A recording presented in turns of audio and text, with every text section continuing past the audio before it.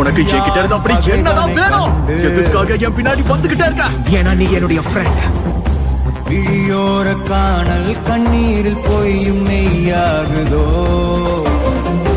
கரையில் தன் நிழலினை கொண்டு அறியாமையாலே மண்ணெங்கும் இன்பம் உண்டாகுதோ.